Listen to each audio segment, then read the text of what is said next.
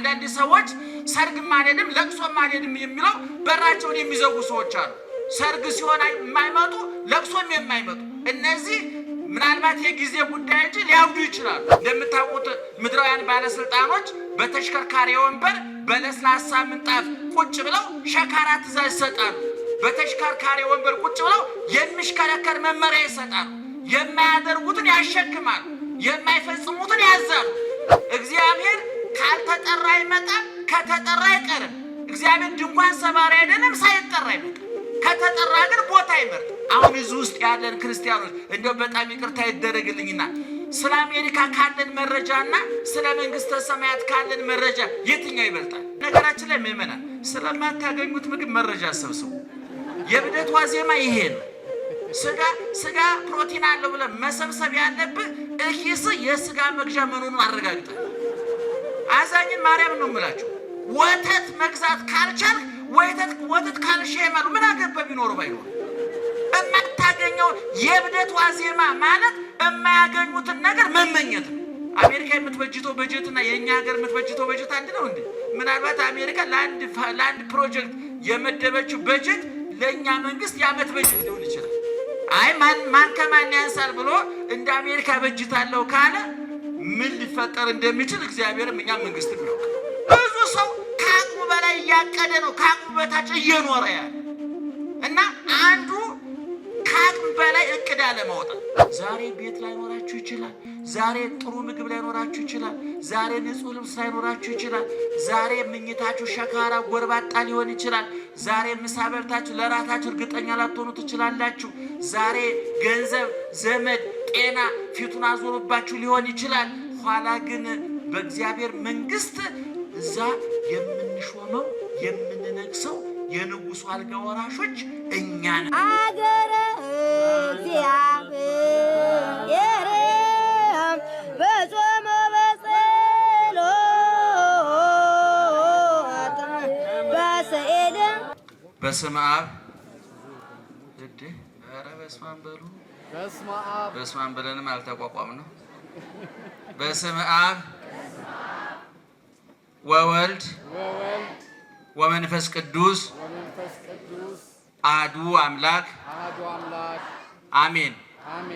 ክቡራን የአድባራት አስተዳዳሪዎች፣ ሰንበት ተማሪዎች እግዚአብሔርን ብላችሁ ይቅርታውን ቸርነቱን አምናችሁ ከቅድስት ድንግል እናቱና ከቅዱሳን ባለሟሎቹ የሚገኘውን ጥበቃና ምልጃ ተስፋ አድርጋችሁ ከተለያየ ቦታ ከተለያየ ሁኔታ ጊዜያችሁን ሰጥታችሁ ጉዳዮቻችሁን ሰርዛችሁ ከስጋችን ይልቅ የነፍሳችን ጉዳይ ይበልጣል፣ ከጊዜው ይልቅ የዘላለሙ ይበልጣል፣ ከምድራዊ ሐሳብ ይልቅ ሰማያዊው ሐሳብ ይበልጣል ብላችሁ በዚህ ቦታ የተገኛችሁ ወገኖቻችን በእግዚአብሔር ስም እንዴት ዋላችሁ? እግዚአብሔር ይመስገን። እንዴት ዋላችሁ? እግዚአብሔር ይመስገን። እንዴት ከረማችሁ? እግዚአብሔር ይመስገን። በየጊዜው በየቦታው በየምክንያቱ መስማት በምንችለው ልክ የሚነግረን መኖር በምንችለው መጠን የሚያስተምረን የምስጢርና የጥበብ ባለቤት ራሱ ምስጢርና ጥበብ የሆነ አምላካችንም አባታችንም እግዚአብሔር ክብርና ምስጋና ይግባው። አሜን። ክብርና ምስጋና ይግባው። አሜን። እናንተ የምትሰሙት እኛም የምንናገረው አይንሳችሁ እግዚአብሔር ጆሮአችሁን ይክፈት፣ አንደበታችንንም ይፍታ። በመላ በግምት በሳይሆን አይቀርም በይመስለኛል የግል ሐሳባችንን እንዳናፈስባችሁ ጆሮአችሁን ይጠብቅ፣ አንደበታችንንም ይቆጣጠር እግዚአብሔር። እንግዲህ እጥር ምጥን ሰብሰብ አድርገን ጥቂት ነገር እንነግራችኋለን። ምስጢሩን ጥበቡን ይግለጥልን እግዚአብሔር። አሜን። አዊነ ይታንከረዋ ለእንተ ትመጻክሙ መከራ ከመዘነኪር ግብር ዘይከውን ብክሙ አላ መከራ ይእቲ። ወንድሞች ሆይ በእናንተ መካከል እንደ እሳት የሚፈትን እንደ እሳት የሚሆን መከራ ቢሆንባችሁ አዲስ ነገር እንደተደረገ አድርጋችሁ አታድንቁ። ባጭሩ መከራውን አታድንቁ ብለን መውሰድ እንችላለን። አብረን ብንለው እጅግ እደሰታለሁ። ወንድሞች ሆይ ወንድሞች ሆይ ወንድሞች ሆይ። ኧረ ድምጻቸው አይመጥንም። ወንድሞች ሆይ ወንድሞች ሆይ ወንድሞች ሆይ ወንድሞች ሆይ መከራውን አታድንቁ አታድንቁ። ምኑን? መከራውን ምን አታርጉ? አታድንቁ። እነማን? ወንድሞች። እነማን? ወንድሞች። ወንድሞች አንዱ ቃል፣ ሁለተኛው አታድንቁ ነው። ሶስተኛው እንዳይደነቅ የተደረገው ምንድነው? መከራ ነው። ይህ ቃል ታላቁ ሐዋርያ ቅዱስ ጴጥሮስ የተናገረው ቃል ነው። በአንደኛ ጴጥሮስ ምዕራፍ 4 ከቁጥር 12 ጀምሮ ያለ ቃል ነው። ቤታችሁ ገብታችሁ ብታነቡ ሙሉ ሐሳቡን፣ ሙሉ ምስጢሩን፣ ሙሉ ኃይለ ቃሉን ታገኙታላችሁ። እኔ ከዛ ቆንጥሬ ነው ያመጣሁት። በድጋሚ እግዚአብሔር ይግለጥልን። እንግዲህ መጽሐፍ ቅዱስ ያጻፈው ቅዱስ እግዚአብሔር ነው። የጻፉት ቅዱሳን ሰዎች ናቸው። ስለዚህ ያጻፈው እግዚአብሔር ቅዱስ ስለሆነ የጻፉትም ሰዎች ቅዱሳን ስለሆኑ ቃሉ ደግሞ ምን ይባላል? ቅዱስ ይባላል። መጽሐፍ ቅዱስን ስናጠና አንድ የሃይማኖት መጽሐፍ ሲጠና መጽሐፉን የጻፈው ሰው ሕይወት አብሮ ይጠናል። ታላቁ ሊቅ ዮሐንስ አፈወርቅ ይደልዎ ለዘ ያነብብ ቅድመ ይዝክር ስሞ ለበዓለ መጽሐፍ ወምዝ ያንብብ ወይምሃር መኑ ውእቱ ዘአስተናበራ። ታላቁ ሊቅ ዮሐንስ አፈወርቅ አንድ ሃይማኖታዊ መጽሐፍ የሚያነብ ሰው የመጽሐፉን ባለቤት ስም፣ ታሪክ ማጥናት አለበት፣ ሊያጠና ይገባዋል ይላል። የሮሜን መልእክት ስናጠና ጸሐፊውን ቅዱስ ጳውሎስን እናጠናለን። የተክለ ሃይማኖትን ገድል ስናጠና ተክለ ሃይማኖት ራሳቸውን እናጠናለን። ምክንያቱም ቅዱሳን የሚጠና ሕይወት፣ የሚነበብ ሕይወት፣ የተወነረ ሕይወት አላቸው። ብዙ ጊዜ እንደተናገርነው እንደምንናገረውም ኦርቶዶክሳውያን የተዋህዶ ቅዱሳንና ጻድቃን ሰማዕታት ሊቃውንት ክርስትናን ሰሙት፣ አመኑት፣ ኖሩት፣ የኖሩትን ጻፉት። ያመኑትን አወቁት፣ ያወቁትን ኖሩት፣ የኖሩትን ጻፉት። ስለዚህ ክርስትና የነፍሳቸው ጭማቂ፣ የሕይወታቸው ፍልቃቂ፣ የታሪካቸው አንዱ አካል ነው። ልባቸው ያሰበውን አንደበታቸው ይናገረዋል። አንደበታቸው የተናገረውን ኑሯቸው፣ ሕይወታቸው ይኖረዋል። ምክንያቱም ኢየሱስ ክርስቶስ የቃልም የተግባርም መምህር ነው። ቅዱሳን ደግሞ የእሱ ተማሪዎች ናቸው። እንደምታውቁት ክርስትና ሲጠና በዋናነት የሚጠናው የክርስትና ውሃ ልክና መሰረት መደምደሚያና ጉልላት ኢየሱስ ክርስቶስ ነው። የኢየሱስ ክርስቶስ የሕይወት ታሪክ እንዲያው በሰውኛው እንዲያው መቃብሩ ላይ አንድ የሞተ ሰው ታሪክ ሲቀበር የገሌ ሕይወት ታሪክ ያቶ ገሌ፣ የወይዘሮ ገሌ፣ የዶክተር የፕሮፌሰር ወይም ያቡነ ገሌ ታሪክ ተብሎ እንደሚነበበው ቀራኒ ጎልጎታ መቃብር ላይ የኢየሱስ ክርስቶስ የሕይወት ታሪኩ ይነበብ። ከየት ተነስቶ በየት አልፎ የት ደርሶ ዛሬ ሞተ የሚለው ይታይ ቢባል አጭር፣ ግልጽ፣ ቀላል ታሪክ ነው። ከሰማይ ወረደ፣ ከድንግል ተወለደ፣ በበረት ተጣለ፣ በጨርቅ ተጠቀለለ፣ በዮሴፍ ቤት ለእናቱ ለድንግል ማርያም ላሳዳጊ አባቱ ለዮሴፍ እየታዘዘ ኖረ። በ30 ዓመቱ በዮርዳኖስ ወንዝ በዮሐንስ እጅ ተጠመቀ። በቆሮንቶስ ምድረ በዳ 40 ቀን 40 ሌሊት ጾመ። ከዛ ወጥቶ 3 ዓመት ከ3 ወር 3 አይነት ስራ ሰራ። አንደኛ ትምህርት አስተማረ፣ ሁለተኛ ድንቅ ተአምር አደረገ፣ ሶስተኛ በጎ ነገር ሰራ ተብሎ ሊተረክ ይችላል። በዚህ ውስጥ ኢየሱስ ክርስቶስ እኛ የምናከናውናቸውን ማህበራዊ ጉዳዮች አከናውኗል። እኛ የምናከናውናቸው ማህበራዊ ጉዳዮች 3 ናቸው። ሰርግ እንጠራለን፣ ለቅሶ እንደርሳለን፣ በሽተኛ እንጠይቃለን። ይሄን ያላደረገ ሰው የአእምሮ ጤንነት ማህበራዊ ህይወቱ ብቻ ሳይሆን የአእምሮ ጤንነቱም አደጋ ላይ ወድቋል ማለት ነው። አንዳንድ ሰዎች ሰርግም አልሄድም ለቅሶም አልሄድም የሚለው በራቸውን የሚዘጉ ሰዎች አሉ። ሰርግ ሲሆን የማይመጡ ለቅሶም የማይመጡ እነዚህ ምናልባት የጊዜ ጉዳይ እንጂ ሊያብዱ ይችላሉ። ሰው ለቅሶ መሄድ አለበት፣ ሰርግ መሄድ አለበት። በሚለቀስበት ጊዜ ካላለቀሰ፣ በሚሳቅበት ጊዜ ካልሳቀ ከሐዘንና ከለቅሶ ውጭ ሶስተኛው ቦታ የለም። ሶስተኛው ቦታ እብደት ነውና ሊያብድ እያኮበኮ ነው ማለት ነው። እኔ እዚህ ውስጥ ያላችሁ ሴቶች ባሎቻቸው ለቅሶ አንሄድም ካሏችሁ ተጠራጠሯቸው። አቋርጠው ሊያብዱ ይችላሉ። እውነቴን ነው የምላችሁ። ለቅሶ መሄድ አለበት። አንድ ሰው ለቅሶ አልሄድም የሚል ለምን ነው የማይሄደው? ለምን ነው ቀብር ማለት? ለምን ነው እንኳን ገብተህ ቁጭ ማለት? እኔ እሄዳለሁ። የዝንፎ ለምን ነው የማትበለው? ነገ አንተ ትቀበር የለ እንዴ? ለምን ነው ሰርግ የማትሄደው? ነገ ትድር የለ እንዴ? ባትድር እንኳን ተድር የለ እንዴ? ስለዚህ ኢየሱስ ክርስቶስ ይገርማቸዋል። በ3 ዓመት ከ3 ወር በእኛ መካከል ሲኖር እነዚህ ማህበራዊ ጉዳዮች ተወጥቷል። ሰርግ ቤት ተጠርቶ መጥቷል። እናቱ ተጠርታ መታ ነበረ። ተማሪዎችን አስከትሎ መጣ። የመጣው ውሃውን ወይን ለማድረግ አይደለም። እንደ ማንኛውም ሰው ሰርግ ተጠርቶ ጥሪውን አክብሮ ነው የመጣው። እግዚአብሔር ካልተጠራ አይመጣም፣ ከተጠራ አይቀርም። እግዚአብሔር ድንኳን ሰባሪ አይደለም፣ ሳይጠራ አይመጣም። ከተጠራ ግን ቦታ አይመርጥም። ሁልጊዜ እንደምለው ሰዎች ምድራውያኑ ባለስልጣኖች ሲጠሩ 3 ጥያቄ ያቀርባሉ። አንደኛ የምንጎበኘው ቦታ ለክብራችን ይመጥናል ወይ? ሁለተኛ ለደህንነታችን አስተማማኝ ነው ወይ? ሶስተኛ በጉብኝታችን ምን ውጤት እናመጣለን? ትርፉ ምንድን ነው ብሎ ይጠይቃሉ። እውነት ነው፣ መጠየቅ አለባቸው። ኢየሱስ ክርስቶስ ሲጠራ ለክብሬ ይመጥናል ወይ ብሎ አይጠይቅም። ከበረት የበለጠ ቆሻሻ ለክብር የማይመጥን ቦታ የለም። እዛ ቦታ ተወልዷል እግዚአብሔር። ለደህንነት አስተማማኝ ነው ወይ አይልም። ከመስቀል የበለጠ ለደህንነት አስጊ የመከራ ቦታ የለም። መስቀል ላይ ተገኝቷል እግዚአብሔር። የጉብኝቱ ውጤት ምንድን ነው ብሎ አይጠይቅም እግዚአብሔር። ሐሞት፣ ኮምጣጤ፣ ችንካርና ጅራፍ እንደሆነ ያውቀዋል። ነገር ግን ኢየሱስ ክርስቶስ ቅድም እንዳልኳችሁ እኛ ባለፍንባቸው መንገዶች ሁሉ አልፏል። ምክንያቱም የእኛ ጌታ የማያደርገውን አይናገርም።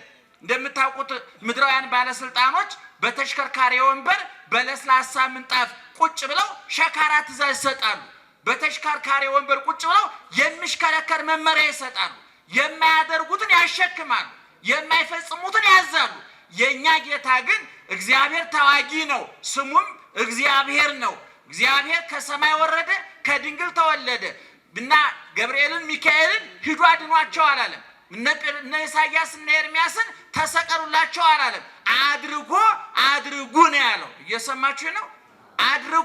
አድርጉ ነው ያለው። ፈጽሙ ነው ያለው እና ሐዋርያትም ቅድም እንደተናገርኩት በዚሁ መንገድ ነው ያለፉት። እንደ ፈጣሪያቸው ናቸው። ተመሰሉ ኪያየ በከመ አነ እትሜሰሎ ለክርስቶስ። ሐዋርያው ቅዱስ ጳውሎስ በአንደኛ ቆሮንቶስ ምዕራፍ 11 ላይ እኔ በሉ እስኪ ጮክ ብላችሁ እስኪ ኧረ ጮክ ብላችሁ ክርስቶስን እንደመሰልኩ እናንተም እኔን ምሰሉ። እሱ ማንን ይመስላል? ማንን ይመስላል? እኛ ደግሞ ማን እንድንመስል ታዝዘናል? ክርስቶስን። በምን አቅም ነው የምትመስለው? አልሰማችሁኝ?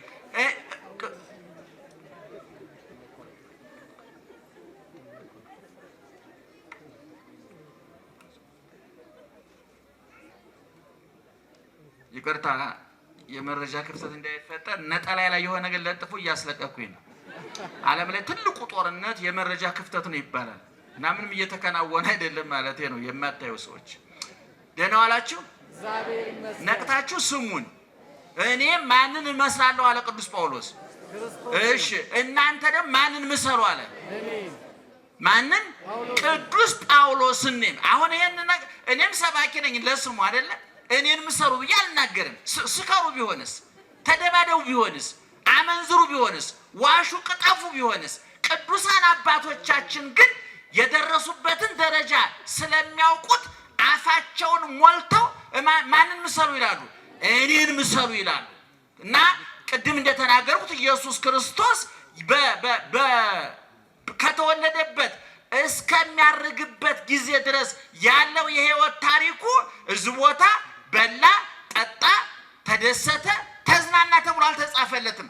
ምናልባት ለባህሪው አይስማማውን ብቻ ብለን የምናልፈው አይደለም። ነገር ግን የትም ቦታ እንደውም ታላቁ ሊቅ ዮሐንስ አፈወርቅ መነኮሳት አባቶቻችን ሲያስተምር ብናል ኦ መነኮስ ባይቴ ሰማይከ ከመሳሐቀ ክርስቶስ አንተ መነኮስ ክርስቶስ በቀራንዮ ላይ ራሱ ላይ የደፋውን የሾህ አክሊል ምሳሌ የሆነውን ቆብ የደፋ የለበሰውን ቀሚስ የለበስ የተገረፈውን ግርፋት የምታስታውሰን አንተ መነኩሴ መነኮስ አሰምተህ የምትስቀው ክርስቶስ ሳቀ ተብሎ ተጽፏል ይላል። ኢየሱስ ክርስቶስ ተደሰተ ተብሎ ተጽፏል። እኛ በሚገባን ቋንቋ እኛ በምንረዳው ቋንቋ አለቀሰ ተብሎ ግን በስፋት 3 ጊዜ ተጽፏል። ኢየሱስ ክርስቶስ 3 አራት ወር በማርያም ከጀርባ ነው እናንተን አይደለም። ደህና ዋላችሁ? እግዚአብሔር ይመስገን። እነ ኢዮቤ ሲያስተምሩ ቢወራም ችግር እነ ኢዮቤ ትዕግስተኛ ናቸው፣ ታውቋቸዋላችሁ። እኔ ግን ትዕግስት የሚባል አልፈጠረብኝ። እነ ትዕግስት ይባሉ ሰዎች ነው የማውቀው፣ ትዕግስት የለኝም። በጣም ብዙ ችግር አለ እና ባይወራ በጣም ነው ደስ የሚለው። የዓይነ ስውራን ደግሞ ይገርማቸዋል። ጆሮአችን ከዲሽ ጣራችሁ ላይ ከሰቀላችሁ ዲሽ የኛ ጆሮ ይበልጣል። ከርቀት ነው የሚስበው። ምክንያቱም አይናችን አልወሰደም፣ እዚህ ላይ ነው ደብል አድርጎ የሰጠና እናንተ የማሰሙትን ሁሉ እኛ እንሰማዋለን። ይገርማቸዋል። ደህና ዋላችሁ? እና ልነግራቸው የፈለኩት ምንድን ነው? ክርስትና በመከራ ውስጥ ያለፈ ሃይማኖት ነው። ክርስትና እንደምታውቁት ክርስቶስ ከሚለው ውድ ስም የተፈለቀቀ ነው። የወርቅ ፍልቃቄ ምንድን ነው? ወርቅ ነው አይደለም?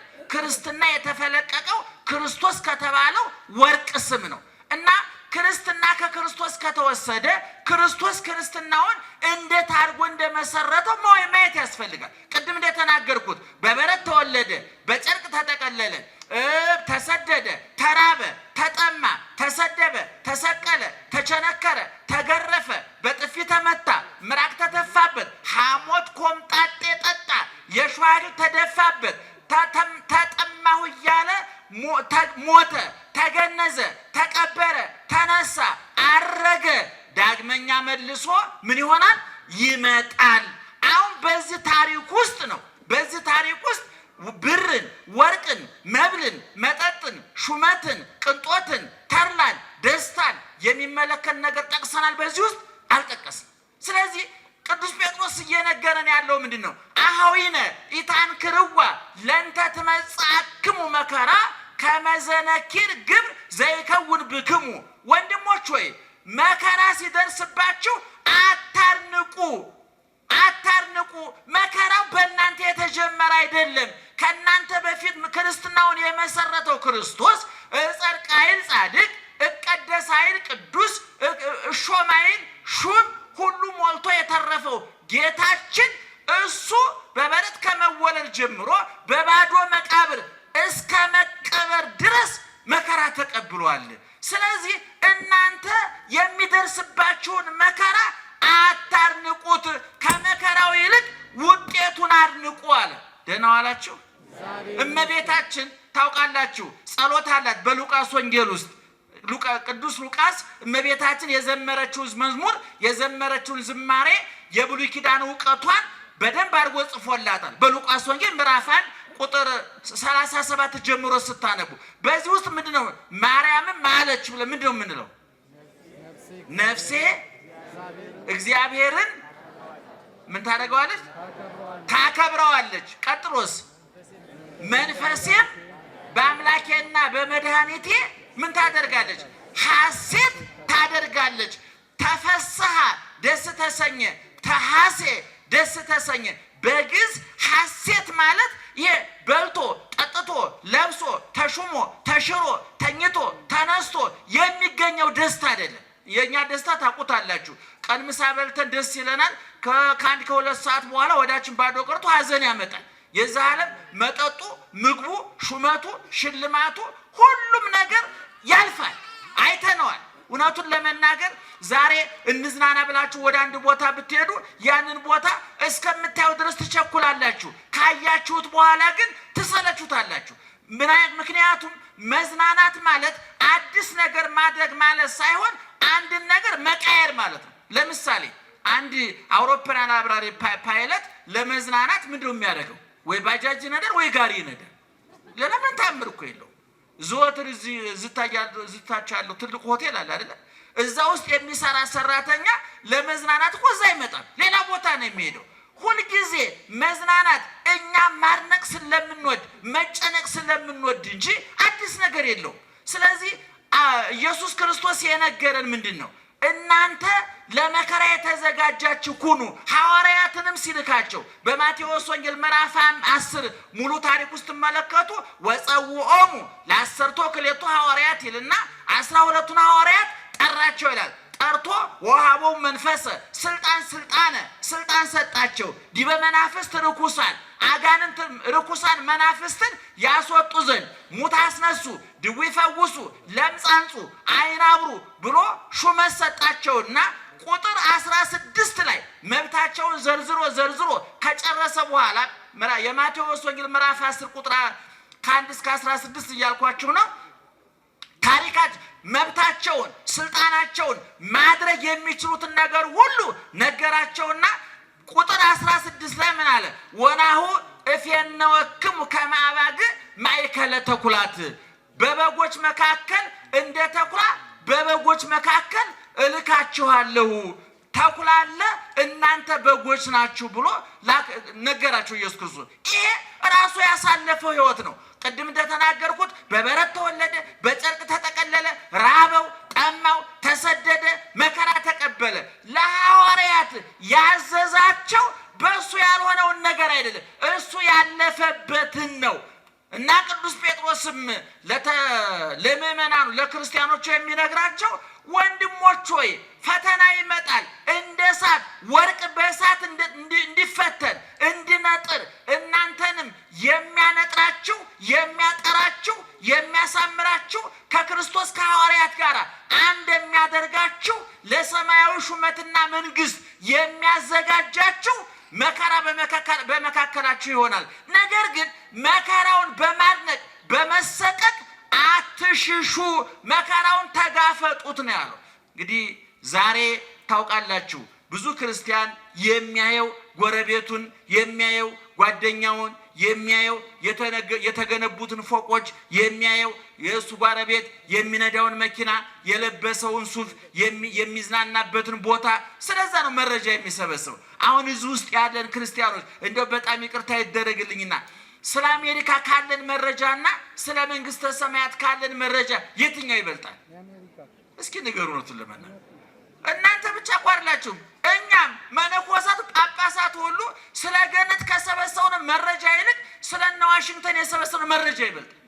ሁላችንም ነን የቀለጥነው፣ እናንተ ብቻ እኮ አይደላችሁም። ነገር ግን ክርስቲያኖች መረጃ መሰብሰብ ያለባችሁ ስለማን ነው? ስለ መንግስተ ሰማያት ነበረ። መንግስተ ሰማያት ምን አይነት እንደሆነች እኮ በዮሐንስ ራእይ ምዕራፍ 21 ሙሉ ታሪኳ ተጽፏል። የከተማ ውበት ዛሬ ጎግል ብታደርጉ አንድ ዩቲዩብ ውስጥ ብትገቡ ስለ አሜሪካ ከተሞች፣ ስለ አውሮፓ ከተሞች፣ ስለ ጥራታቸው፣ ስለ ውበታቸው፣ ስለ መዝናኛቸው፣ ስለ ተሟላላቸው የኑሮ መለኪያ መመዘኛ ብዙ መረጃ ይሰጣል። ስለ ቻይና ከተሞች ብዙ መረጃ ይሰጣል። መጽሐፍ ቅዱስ ግን የሚነግረን ስለ መንግስተ ሰማያት ነው። በዚህ በዮሐንስ ራእይ ምዕራፍ 21 ላይ ስትመለከቱ ወንጌላዊ ዮሐንስ የመልአክ አስጎብኝ ተሰጥቶት፣ አስጎብኚው ልብ አድርጉ መልአክ ነው። ዛሬ አክሱም ስትሄዱ፣ ላሊበላ ስትሄዱ፣ አንዳንድ ትልልቅ የታሪክ ቦታዎች ስትሄዱ አስጎብኚዎች ይመደቡላቸዋል። አንዳንዱ አስጎብኝ ከእናንተ የተሻለ መረጃ የሌለው ትዝ ያልሆነ የሚያወራል። አንዳንድ ጊዜ ትዝ ምንም ያላነበበ ስለሚያስጎበኘው ምንም መረጃ የሌለው አይን ስላለው ብቻ። አንዳንድ ጊዜ በቴሌቪዥን ኳስ ስትከታተሉ እነዚህ በሬዲዮ ኳስ የሚያስተላልፉ ሰዎች አሉ። አንዳንዶቹ አይን ስላላቸው ብቻ ነው ኳስ የሚያስተላልፉት። ምንም እውቀት የላቸው ያስታውቃሉ። መቼም እገሌ ኳስ ይዞ ወደዛ እየሄድን ብሎ ለመናገር አይን እንጂ እውቀት አይጠይቅም አይደል? እና አሁን አያችሁ ዮሐንስን እያስጎበኘው ያለው አስጎብኝ ተብሎ እግዚአብሔር የመደበለት ለዮሐንስ ምንድነው? መልአክ ነው የመደበለት። እና ዮሐንስ መንግስተ ሰማያትን እየዞራየ ጣዕመ መንግስተ ሰማያትን፣ ተድላ መንግስተ ሰማያትን፣ የመንግስተ ሰማያትን ጣዕሟን ደስታዋን እየዞረ ጎበኘ። ወዳው ከዛ አውጥቶ ደግሞ ገሃነመ እሳትን እያዞረ አስጎበኘው መልአኩ። ከዛ በኋላ ዮሐንስ ወደ መሬት ተመልሶ ወደኛ ተመልሶ ስለ መንግስተ ሰማያት ውበት መረጃ አስቀመጠልን። ይህች መንግስት ምን አይነት ቤት ናት? 12 በር አላት ይላል። ስንት በር አላት? ጮክ ብላችሁ ንገሩኝ። 12 በር አላት። በሩ 12 መሆኑ ብቻ አይግረማችሁ። 12 ሁሉ በር ከምን የተሰራ መሰላችሁ? ከአልማዝ ከዕንቁ የተሰራ። ዛሬ አልማዝና ዕንቁ እዚህ ውስጥ እርግጠኛ ነኝ ያለው ሰው የለም። እውነቱን ለመናገር እንደ ትልልቆቹ ሰዎችም እንደው አርቲፊሻሉን ያገኙት መደበኛው አልማዝ መደበኛው ዕንቁ እንዲህ በቀላሉ አይገኝም። መንግስተ ሰማያት ግን በሮቿ የተሰሩት ከምንድን ነው ይላል? ከዕንቁ ከአልማዝ የተሰራ። እንደገና የከተማይቱ ይሄ ወለሉ ማን ይሄ አስፓልቱ ዙሪያውን አደባባዩ የምታዩት ከንጹህ ወርቅ የአስፓልቱ የምትረግጡት እኮ ነው ምእመናን። አስፓልት መኪና የሚነዳበት ማለት እኮ ነው። ንጹህ ወርቅ ነው ያ የመንግስተ ሰማያት ወለሏ አስፓልቷ አደባባይዋ ከንጹህ ወርቅ የተሰራ ነው። ሶስተኛ መንግስተ ሰማያት እያርብ ፀሐይኪ ወይጸልም ወርቂ ብሎ በኢሳይያስ እንደተናገረ ፀሐይ ጨረቃ የሌሉባት ክረምት በጋ የማይፈራረቅባት ቀን ሌሊት የሌለባት ወይትፈቅድ ፀሐየ ወወርሃ ከመያብርሁ ላቲ ፀሐይና ጨረቃ ያበሩላት ዘንድ የማትሻ።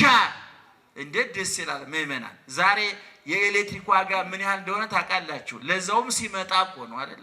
ለዛውም ከመጣም ቢመጣም ችግር ነው ዋጋው ብዙ ስለሆነ፣ ቢቀርም መከራው ጨለማ ስለሆነ ሁለቱም አደጋ ነው። ውሃውን ታውቃላችሁ? ቢመጣ የደፈረሰ ውሃ ነው፣ ቢቀርም እንደው ቧንቧው ራሱ ውሃ ጠምቶ ደርቋል። ይገርማችኋል። ታውቁታላችሁ በየቤቱ።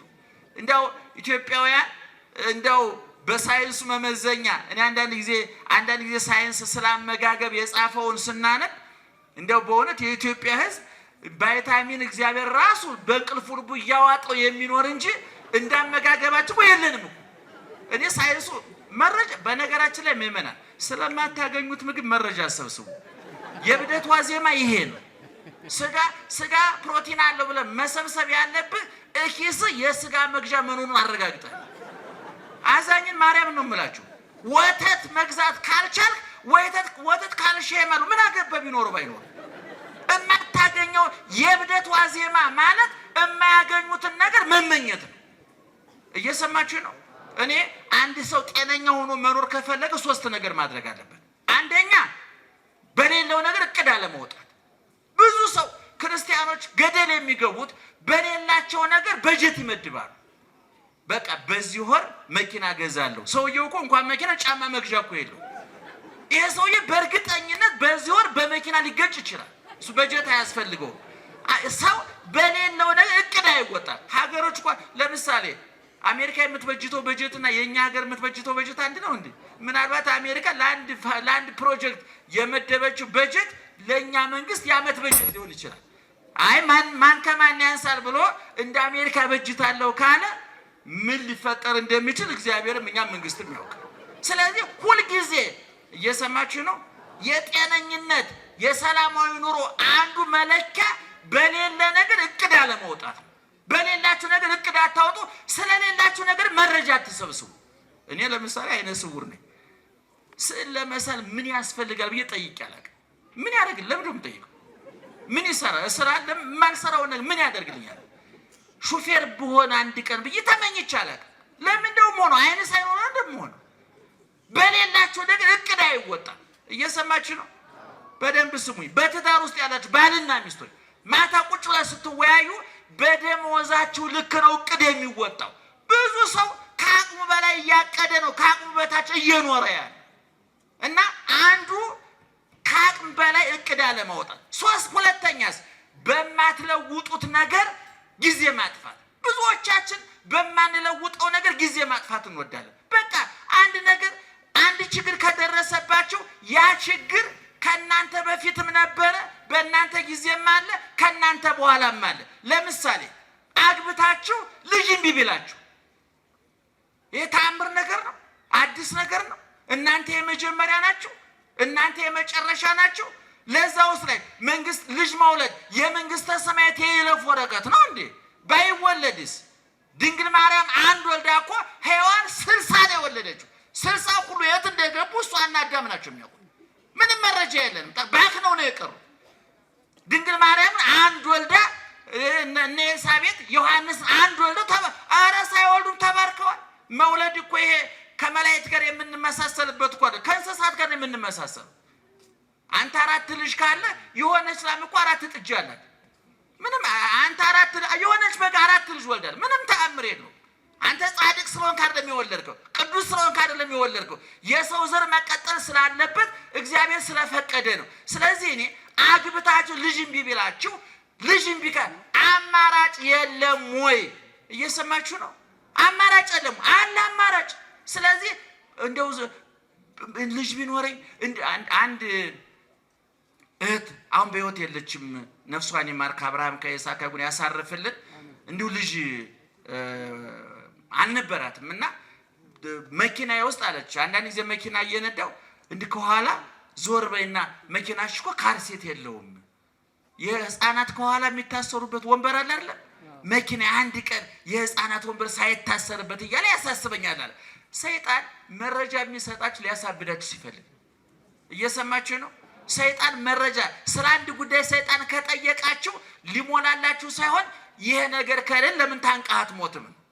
እና አንድ ጊዜ አስታውሳለሁ አንዲት እህት እኔን ማረጋጋቷ ነውና ወይ እንደው አይኔ ቢጠፋ በህይወት መቀጠል አይመስለኝም። አሁን ለአንድ አይኔ ስውር እንደዚህ ይባላል።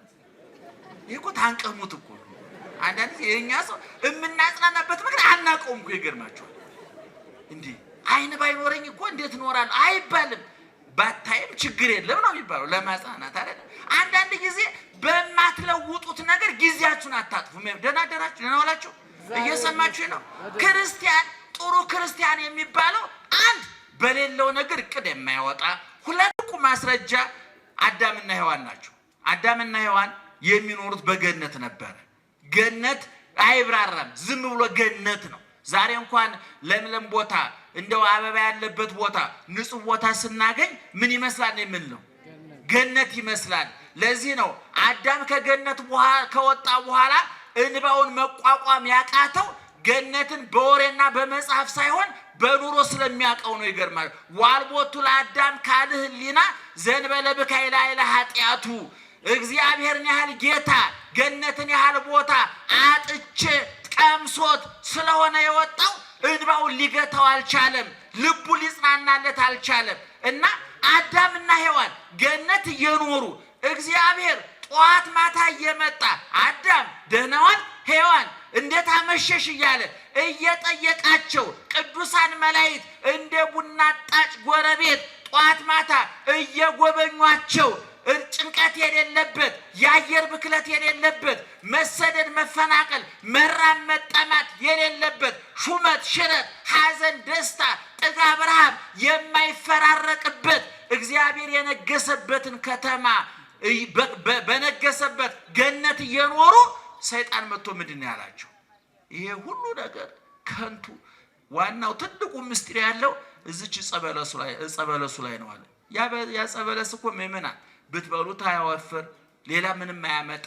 ሰይጣን ግን በበለሷ ተንጠልጥሎ እነሱን ከዛ እንደሚያስወጣቸው ያውቀዋል። በኋላ ሰይጣን ከዛ በፊት ያንን በለስ እኮ ሔዋን አይተዋለች፣ አዳም አይቶታል። ግን አላጤኑትም፣ አላስተዋሉትም። እግዚአብሔር ጋር ስለነበሩ ያላቸው በስቶባቸው እያደነቁ ያንን ለማስተዋያ ጊዜ አልነበራቸውም። ሰይጣን መረጃውን ከሰጣቸው በኋላ ግን ሔዋን ቅጠሉ አምሮ ፍሬው ጣፍጦ ታያል። ከመሰናይ ፍሬው ለበሊ በቃ ውበት ጨምሮ ታያል። ሽታው ማረካል፣ መልኩ ማረካል። ጣዕሙ ሳትበላው አስጎመጃትና ያችን የማትበላ የበለስ ፍሬ በልተው እነሱም ከእግዚአብሔር ተገነጠሉ፣ እኛም ገነጠሉ። ዛሬ እናንተ የደረሰባችሁ መከራ፣ ዓለሙ ላይ እየደረሰ ያለው መከራ፣ እኛም ላይ ያለው የደረሰው መከራ አዳምና ሔዋን ካላቸው ብዙ ነገር ይልቅ በሌላቸው ጥቂት ነገር ላይ በመንጠልጠል አቅልጠው ነው የነሱ ነው። ስለዚህ ምእመናን እነዚህ ያላችሁ ነገር ብዙ ነው። ተኝታችሁ ተነስታችኋል። አይናቸው ያያል፣ ጆሮአችሁ ይሰማል፣ ደማችሁ እየተሰራጨ ኩላሊታችሁ ጉበታችሁ እየሰራ ነው። መሽቶ እየነጋ ነው። እየተነፈስን ነው። ይሄ ተመስገን ብለን ይሄን እፎይ ብለን እንዳንተኛ ሰይጣን የመረጃ መዓት በማፍሰስ በጭንቅላታችን የኛን ትተን የሌላ ሰው እንድንመለከት በማድረግ ትዳራችን ያምሳል፣ ፖለቲካችን ያምሳል፣ ሃይማኖታችን ያምሳል፣ ቢሮአችንን ያምሳል፣ ሱቃችንን ያምሳል፣ ማህበራዊ ህይወታችንን ያመሰቃቅለዋል። ስለዚህ ሶስቱን ነገሮች ማጤን አለባችሁ። አንድ በሌላችሁ ነገር እቅድ አታውጡ። ሁለት በማትለውጡት ነገር ጊዜ ገንዘባችን አታጥፉ። ሶስት ካላችሁና ከሌላችሁ የቱ ይበልጣል? ንገሩኝ እስኪ። የቱ ይበልጣል?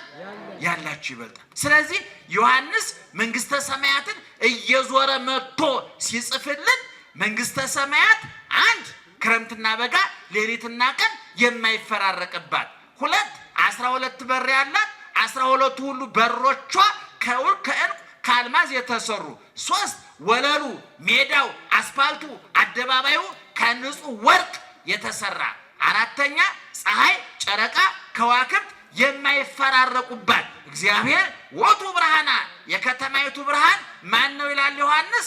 ራሱ እግዚአብሔር ነው። የብርሃን ምንጭ የኃይል ምንጭ ፀሐይ ጨረቃ ከዋክብት ናቸው። ወይም ደግሞ ከውሃ ከነፋስ የሚገኝ ኤሌክትሪክ ነው። በመንግስተ ሰማያት ግን በቀን ፀሐይ በሌሊት ፀሐይ ጨረቃ ኩራዝ ሻማ አምፖል የሚባል ነገር የለም። ክረምትና በጋ ሌሊትና ቀን ሐዘንና ደስታ የለም። በከተማይቱ ሹመት ሽረት የበላይ የበታች ገዥ ተገዥ ሰጭና ነሽ የለም። ሰጭና ተቀባይ የለም። ፖሊስ የለ ሌባ፣ ዶክተር የለ በሽተኛ፣ አዛዥ የለ ታዛዥ፣ ሁሉ እኩል ሆኖ ክርስቶስን መስሎ የሚኖርባት ከተማ ናት። እዛ ነው የምንገባው ምእመናን። ይሄን ነው ማድነቅ። ቅዱሳን እየነደዱ እየታረዱ እየተገፈፉ እየተገረፉ እሳቱን ስለቱን ስደቱን ረሃቡን ጥሙን አያደንቁም። የሚያደንቁት ምንድን ነው? ኋላ የሚገቡበትን ቦታ። ሐዋርያው ቅዱስ ጳውሎስ በዚህ በሮሜ 8:18 ላይ በጣም ይገርመኛል። ወገኖቼ ዛሬ የምንቀበለው መከራ ኋላ ከምናገኘው ክብር ጋር ሲመጣጠን ምንም እንዳልሆነ አስባለኋል። ለዚያውም እኮ እኛ መከራ እኮ አልተቀበልንም። ታውቁታላችሁ አይደለም? የእኛ መከራ ከኛ ውስጥ የሚመጣ ነው። ከፍላጎታች ከምኞታችን የሚመጣ ነው። ካለመደማመጥ የሚመጣ ነው። ካለመግባባት የሚመጣ ነው።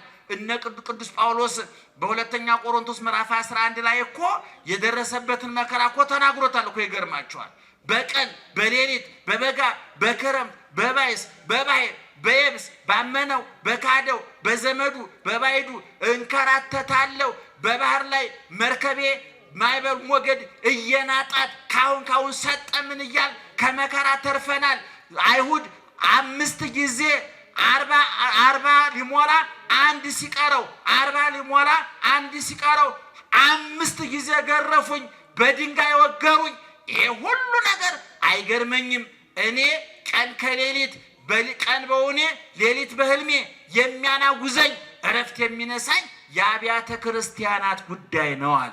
ስለዚህ ላኬ ተሰቅለ ዲበፀ መስቀል፣ እኔ ጸድቃለሁ ብዬ ነው፣ ገነት እገባለሁ ብዬ ነው፣ የዘላለም ሕይወት አገኛለሁ ብዬ ነው።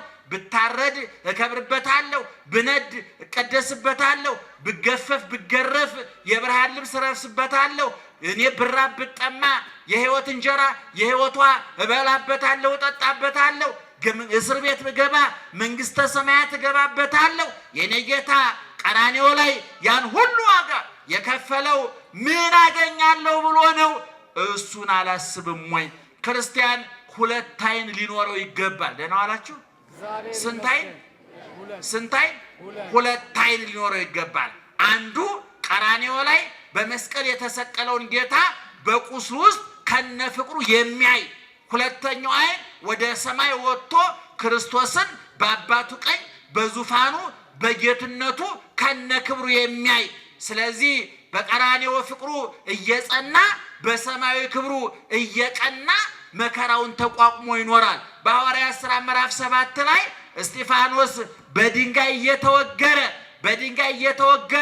የድንጋይ ቁልል እየተቆለለበት አጥንቱ እየተሰባበረ ደሙ እየተንዠቀዠቀ ስጋው እየተቦጫጨቀ ቆዳው እየተሸነታተረ ምን አለ? አባት ሆይ ጌታዬ አለ ወይ ትረሲ ቦሙ ጌጋዬ እስጢፋኖስን በድንጋይ ወገሩ ብለህ ዕዳ በደል አታድርግባቸው አለ። አንድ አይኑ የት ነበር ማለት ነው? ቀራንዮ። ቀራንዮ ላይ ምን ሲባል ሰምቷል? አባት ሆይ የሚያደርጉትን አያውቁምና ምን በላቸው አለ? ይቅር በላቸው አለ። እስጢፋኖስ በድንጋይ እየተወገረ አይኑ ቀራንዮ ነበር ማለት ነው። አንድ አይኑ ደግሞ በሰማይ ነበረ። ኢየሱስ ክርስቶስን በሰማያዊ ክብሩ በአብ ቀኝ ተቀምጦ አየው ይላል። ስለዚህ እስጢፋኖስ ስንት አይን ነበረው? አንድ አይኑ ቀራንዮ፣ አንድ አይኑ መንግስተ ሰማያት። የኛ አንድ አይናችን ቴሌቪዥን ላይ ነው፣ ሌላው አይናችን ደግሞ የሆነ ቦታ ነው። ታውቁታላችሁ። ስለ ጎረቤት መረጃ በመሰብሰብ የባከን ሰዎች ብዙ ሰው አበሻ ስለ ጎረቤት መረጃ በመሰብሰብ ጊዜውን የሚያጠፋ ጎረቤት ዶሮ እንደታረደ ሁሉ መረጃ ይሰበሰብ እኮ አበሻ። በግ ታረደ፣ ዶሮ ታረደ፣ እንደሃደ ሶፋ ቀየሩ፣ መጋረጃ ቀየሩ፣ መስኮት የማይረባ መረጃ ሲሰበስብ አብዶ ቀውሶ ቅድም ነግሬያቸዋለሁ። ስለሌለው ነገር መረጃ የሚሰበስብ አብዶ ቀውሶ ይቀራል። እኛ መረጃ እንዲኖረን የታዘዝነው ስለማን ነው? ስለ መንግስተ ሰማያት። ወናሁ እዜነወክሙ ሐዲሰ ዜና፣ አዲስ ዜና እነግራቸዋለሁ ተብሎ እንደተነገረ አዲሱ ዜና የመንግስተ ሰማያት ጉዳይ ነው። መንግስተ ሰማያት ስንት በር አላት ብያቸዋለሁ? 12 በር። በሮቹ ከምን የተሰሩ ናቸው? ከአልማዝ ከዕንቁ። የከተማዋ አደባባይዋ ከምን የተሰራ ነው? ከንጹህ ወርቅ። ከተማዋ ፀሐይ፣ ጨረቃ፣ ከዋክብት አሉባት የሉባትም? ክረምትና በጋ አለ የለም? ሌሊትና ቀን አለ የለም? ሐዘንና ደስታ አለ የለም? የሚሾም የሚሻር አለ የለም? ሰጭና ተቀባይ አለ የለም? በሽተኛና ዶክተር አለ የለም? ነፃ ከተማ በ12 ሁሉ የመንግስተ ሰማያት በር ላይ ደግሞ የነማን ስም ተጽፏል መሰላችሁ? የሐዋርያት ስም ተጽፏል። የጴጥሮስ በር። አንዳንድ ሰዎች በቅዱሳን ስም ለምን ቤተክርስቲያን ሰራችሁ ብሎ ሲበሳጩ እሰማለሁ። መቼም አንዳንድ ሰው የራሱ ስንፍና ሳያንሰው በሰው ይመቀኛል። በጣም ይገርመኛል። አንዳንድ ጊዜ ባለው ከመጽናናት ይልቅ በሰው የሚቀና እና በተክለ ሃይማኖት በጴጥሮስ በጳውሎስ ስም ቤተክርስቲያን ትሰራላችሁ ኢየሱስ ተረሳ የሚያሉ የሚያላዝኑ ሰዎች አሉ። እነሱ ራሳቸው ረስተውት እኮ እሱ እየፈለጋቸው ነው። ይገርማቸዋል። እና ነገር ግን መንግስተ ሰማያት ስንገባ በ12 ሁሉ በር ላይ የተጻፈው የማን ስም ነው? ጮክ ብላችሁ ነገሩ። የማን ስም ነው የተጻፈው? የኢየሱስ ስም ነው? የክርስቶስ ስም ነው? የሥላሴ ስም ነው? ለምን ተቀንጭቦ በር ላይ ይጻፍበታል? የሱ ስም ልባቸው ውስጥ ተጽፏል እኮ። ሁሉ የሱ አይደለም። ለምን ይቀነስበታል? ኢየሱስ ክርስቶስ እኮ በጣም ነው የሚገርመኝ። ወዳጆቹን አክባሪ፣ ትንሽ የደከሙለትን ብዙ የሚያከብር። እኔ የወይን ግንድ ነኝ፣ እናንተ ምን ናችሁ አለ? ምንድን ናችሁ አለ? ቅርንጫፎች። መንግስተ ሰማያትሰ ነያ ማእከሌክሙ፣ መንግስተ ሰማያት በመካከላችሁ ናት አለ። ክርስቶስ ራሱ መንግስተ ሰማያት ተብሎ ተጽፏል። ይገርማችኋል። መንግስተ ሰማያት ይባላል። መገለጡ ወነኋ ይሰማያ መንግስተ ሰማያት ለአስተርእዮቱ ማእከለ ፍቁራኒሁ፣ በወዳጆቹ መካከል መገለጡን መንግስተ ሰማያት ብሎ ይጠራዋል ሊቁ ሲተረጉም። ስለዚህ የገነት በር ላይ የተጻፈው የማን ስም ነው? የሐዋርያት። እዛ ውስጥ ደግሞ እነማን ይገባሉ? እናንተ ትገባላችሁ፣ እኛ እንገባለን። ዛሬ ቤት ላይኖራችሁ ይችላል። ዛሬ ጥሩ ምግብ ላይኖራችሁ ይችላል። ዛሬ ንጹህ ልብስ ላይኖራችሁ ይችላል። ዛሬ ምኝታችሁ ሸካራ ጎርባጣ ሊሆን ይችላል። ዛሬ ምሳ በልታችሁ ለራታችሁ እርግጠኛ ላትሆኑ ትችላላችሁ። ዛሬ ገንዘብ፣ ዘመድ፣ ጤና ፊቱን አዞሩባችሁ ሊሆን ይችላል። ኋላ ግን በእግዚአብሔር መንግስት እዛ የምንሾመው የምንነግሰው የንጉሱ አልጋ ወራሾች እኛ ነን። እኛ የማን ልጆች ነን? የክርስቶስ። የክርስቶስ መንግስት የሚወርሱ እነማን ናቸው? እኛ። እዛ እንገባል። ስለዚህ ወገኖቼ በማማረር በማጉረምረም ጊዜያችሁን አታባክኑ። ችግራችሁን በመቁጠር ጊዜያችሁን አታባክኑ። በሽታችሁን በመቁጠር ጊዜያችሁን አታባክኑ። ያቆሰሏችሁን በመቁጠር ጊዜያችሁን አታባክኑ። የቆሰለላችሁን አስቡት። ደህና ደሩ። ቃል